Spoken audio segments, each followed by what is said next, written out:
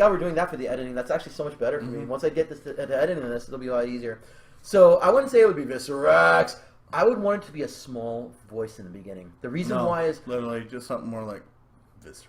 Yes, exactly. But he has to say the full name, so he says that to get her attention, and it's like literally like every now and then if you say certain words of power, it like she goes from pretty to that like a menacing Melina grin. Yeah, she turns around and is like, "What did you say?" And he goes, "Viscerax dysphoria. Say it one more time, you little shit." Kind of a thing. I don't think they can hear us. We were like over here doing Viscerax dysphoria. And she's like, "Say it again. I will say never it one more let you time. have my child." Oh my God! Yes, this is perfect. That's exactly how it ends. She literally sends Darius away, fucking holds him up as he rises to the music, and he's just like, "I guess this is the end, except for one thing." And that's when he kind of grins, like the one last sliver of hope he has is that the shop is going to come and kick everybody's ass, because that's pretty much what happens. He knows from GSG alone that that's what the shop does. You can defeat the shop, but they will come back and kill you. They will come back and kick your ass. So that is literally his only sliver of hope in giving up. Because this is something, and this is me saying it, I know you would know this more than I would, but this is something that is the final straw. That is like, okay, I'm going to kill myself moment for Kaegro. The fact that he even got to that point to do that for his son, he is the dad he doesn't deserve. And even if he's done shit that would warrant that. Yeah, and but he knows it, but even if the shop Darius, wasn't going to go, that's not just his legacy. That's everything that was good in him. That's the last vestige of Harkonnen and Craze to him. Mm-hmm. So yeah, that's his wife. That's all the good part of him he gave up to make the Avatar. Oh my God! And he got back when she died. Oh my God! So that's I don't know why thing I'm crying he knows is worth dying for. Yeah, I don't know why I'm crying in the club. So even if the shop wasn't gonna, which they're gonna anyway, that might be something Frank or even Dash would tell Darius. Even if Darius hadn't gone to them, Darius is still, the moment he gets warped out of there, he's gonna run hell bent for leather for the shop, the strongest in the land, to help him get Kaegro back and defeat Viscerax. Now I'm just like Viscerax Debbie, Visceraxa Debbie. They already strapping up for war. It's literally the ending of the second book is going to be Darius bursting into the shop. Guys, I need your help. Frank's going to turn around. We know. And Dash, this means war. This means war. And that's going to be the ending of the second book right there. And the third book is the entire rush. Darth Vader, Kaegro. No, literally, because he knows she won't kill him, but consigning himself to that fate. I want Darius to fight. Okay, I want in the third book, because I mentioned I wouldn't mind seeing the ultimate battle being between Darius, Kaegro, and the brother, Bahamut, and so Kaegro knows in the second book. Kaegro knows. I mean, Kaegro's the kind of guy who has contingency plans, always contingency plans. So in the second book, he's gonna face the truth of the overpowered, because he knows is that his mom is stronger than him, and he's never known why. He's never known what an overpowered is, but it's kind of locked in the Avatar's memory, So he's gonna be going through that, reading the library maze in the shop, and that's when he comes across. Oh shit! That's literally his first. It's pretty much gonna be that.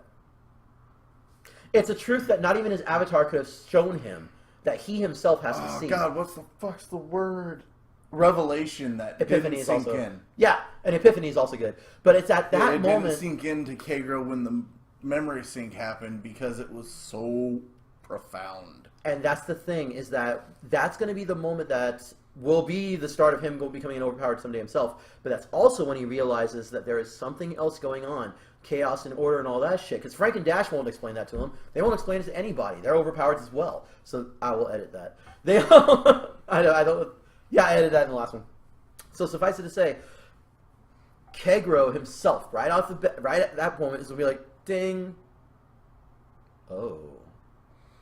And Oh honestly, my. who's to say he doesn't completely give himself over? But because of that, though, he's going to go to Bahamut. And that's when we're going to have the, I have a brother. But it's not going to be revealed until the third book. It'll be in the third book that we will show that there's this contingency plan that Kaegro had when he went back to Neo-Tokyo. He couldn't bring Unit 13 over. But the leader, mind you, by now, Harkonnen Kreis is dead. So this is definitely after that. At this point in time, Bahamut is leading leading the Bounty Hunters Guild, remember? So he would go to Bahamut about this, and Bahamut's the one who's like, did you say Debbie? No, literally, since he would be that far removed from Debbie herself, he would probably walk in right into whatever Bahamut was doing, goes, I want to put a bounty out. On who? Me. Oh my god, yes! I still want the scene, though, where he... Okay, so Bahamut talks to him... But it's not going to be easy, and you're going to have to chase me. So he's specifically requesting Bahamut. But the thing is, I want... He would literally make it so he would have to jump through the portal after him to fight Debbie with him. But no, this is something he's preparing for later on. Oh, though. no. But here's the thing, though. I wanted it to be the revelation of that they're brothers at that point, you know. But Bahamut would... I don't even think... Bahamut wouldn't even know. Like, neither of them would know... Which is one of the reasons why I was thinking about I like the idea of putting a bounty on himself, though. I do like that idea, too. I was initially thinking about having him do a bounty on Debbie, but he doesn't use her real name, he just says Debbie, and that's when Bahamut's like, who's Debbie? And he's all like, Chaos Primordial Goddess. Which one? My mother. I've never really talked to you about your mother, have I? Tell me about your mother. Rising Force? Oh, can't say her name then, yes? It'll attract her, yes? Herald. I seem to remember you had this history of being a herald for some creature. You know, let me look into it. You said that already. That means nothing. And then when he looks into it, he's like, ding. He makes that sound. He just kind of, like, that ding happens. He looks up, looks at Kaegro, and he's just like... Actually, he pulls out a climber. No. Honk, honk. He looks at Kaegro and goes, no. What? No. And he, like, literally whispers it into his ear, and remember, if he says it, nothing will happen, because he's not the herald. He completely got rid of that when he killed her, completely. Well, at the time. Until Chaos you know what I mean? Chaos regenerated her, or whatever. So he whispers it into his ear, and they both kind of just look at each other. But what would happen then? What would Kegro's response be to that? I do wonder. You're fucking shitting me. I love it. I love it. You're probably the one bane of my existence in this reality, Bathmat. Bahamut, you... Alright. Alright. Mother is alive. Mother is our mother. And you are calling her Debbie? A primordial goddess of chaos, stronger than a goddess. And you are calling her Debbie? If I say her real name, she will come and reclaim me. You're her herald. And she's using my son as the anchor herald in the other world. You have a son? I love where we're going with this, and I'm going to write that shit. Yeah, nigga, I'm writing that shit. I'm writing that I had a son with my wife, Craze. Harkonnen Kreis was your wife. Harkonnen Kreis, your wife. I see this shit happening. I love it. Okay, so, question. Signed, sealed, delivered, signed the papers and everything. So he is going to put the bounty on himself because that's the legal, logistic way of doing it for the Bounty Hunters Guild. He would actually bind something to the contract according to his state of free will. Which he would need that for the Bounty Hunters Guild. So he would work with Bahamut to rig that because Bahamut would be the good side of their coin. But this wouldn't be. I like that idea. Also, they are two sides of the same coin. But this is also a thing that's going to show up in the third. Once again, I want it to be. What's the word I'm looking for? Actually, I could see him leaving a pet homunculus with him. Interesting. Because once Kaegro lost his overall will, the homunculus would go batshit no matter where it was. And that would be the alert to go do that. The other thing I can see Bahamut using it like a shoulder pet, though. Do you realize this gives Debbie one more army to raise if she wanted? His clones. If she controls the Herald, she controls all of his clones, too. The clones aren't active until he dies. she's a rising force. They're hers. If they're already printed out and just waiting in capsules and shit, all Killer 13 style, dude, she can control those as a rising force. A rising force can have control of whole galaxies. Yeah. And whole dimensions, but not all dimensions. And overpowered is all dimensions. A beyonder or whatever it was before empowered. And empowered, yeah, a whole reality. No, beyonder went before rising force. True, yeah. Rising forces though are whole galaxies. Wait, no. No, it is. It's beyonder, rising force, empowered, overpowered. But either, which I love the fact that I had that all written down. Thank God. This is why I have the shit written down. Well, I'm just saying, so the whole point of what I want to do is I just want to ensure that they have that fight. But the thing about the clone spell itself is they're just bodies. They're just vessels. Fill them with chaos, and they're all part of her. Yep. And even worse, it's his face. That's the world. Oh my God! I keep thinking of the wangstiest, most emo shit. You know, this is what I do. Is I torture characters. Characters. In this route, this is kind of the soap opera to your action movie. Which is what this is, yeah. And considering the wangstiness between fucking Kaegro and Debbie. Viscerax, between Debbie, hello, mother. And even worse, Bathmat shows up. Oh my God, when Bathmat fucking, he's all like, it's time for a family reunion. And then, like, they both look over and just... No, I could see him being his trolley bastard self and pull out a beach ball. Like, he literally whips his cloak around and there's a rubber ducky floaty and he pulls out a beach ball. The ring. With the rubber ducky, and all he does is pull out the beach ball and honk the duck. Oh my God. But I do like the idea more and more of this. Just because he's been so fucked in the head after that fight, that's his coping mechanism is humor. I just really see a reverse Tekken occur. And you're in Tekken 5 where Heihachi, it was one of the non-canon endings. I don't remember if I played 5. Oh, it was good. Heihachi straps his own dad, his son, and his grandson to a rocket and sends them into space. It just doesn't matter. The ending is just him laughing while they rocket to this. Jin, Kazuya, Jin. Kazuya, Jin, It's Kazuya, and Jinpachi. Jinpachi. Grandpa, Jin. Fucking Heihachi just sends their asses into space. It is the best shit in the world, dude. It's non-canon, but for me, that is absolutely canon. Heihachi wins in the end, period. Just saying. And, piece of shit dad, piece of shit son. But this is like a piece of shit grandson. This is literally an opposite of that, because I want to see a dad, grandson, and, like, mom. I don't even know what to call this. Just a family affair. Just a family beatdown. Those three versus Viscerax. And even though it's not going to kill her forever, it will shut off this quadrant of reality from her forever. Hopefully by the time that this happens, Darius will be at a high enough level after the beatdown. He would have to be. Well, no, he would siphon her gnosis out. That might be the reason why they're able to defeat her then. That the final death knell was him siphoning her gnosis. And no. Well, here's the thing. Here's the real endgame question I have to ask for Debbie. Does she die? No, or is she really defeated? She would go into a torpor and be reborn through chaos again. But I would still have to... Honestly, no. Because of the foothold she would have from her cult, she would be able to resurge here. Yes and no. In defeating her, a Pact of Pantheons, once again, in being defeated in such a thing, it's kind of like...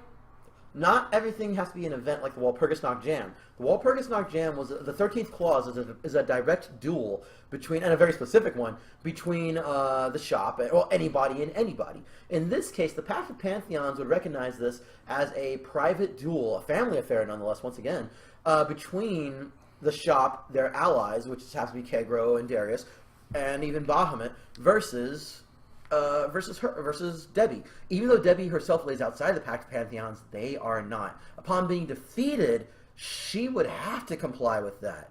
It's one of those things where the Pact of Pantheons does reign supreme, but the word of the Generalist, the word of the shop, reigns even more. So, upon being defeated, even just it's like in JoJo's Bizarre Adventure, when you admit defeat in your heart of hearts, you know you've been defeated, my stand will activate. Same thing here. Upon knowing in her heart of hearts that she's been completely drained, that her son, both of her sons and her grandson and the shop have all fucking bested her, she's just complete. She no longer has that cult. That cult all gets their faces back and they just go back to, well, they regret and they'll have nightmares for the rest of their lives and many of them will commit suicide. But they are defeated. They are no longer cult. They no longer gain the religious bonuses that, say, Kaegro's people do. Remember, I have the faith tables. Yeah, the faith table becomes obliterated. Your table becomes obliterated upon being defeated in such a manner.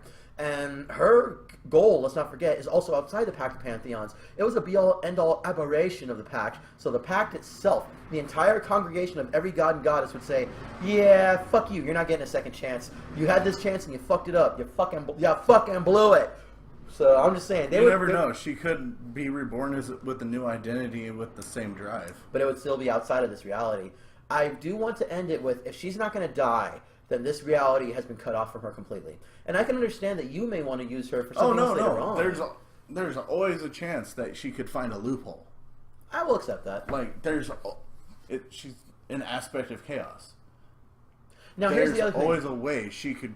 There's always even some tiny little sliver in somebody's mind that she could put a thought in. But here's something, though. You accidentally gave Darius the goal, the how to become overpowered.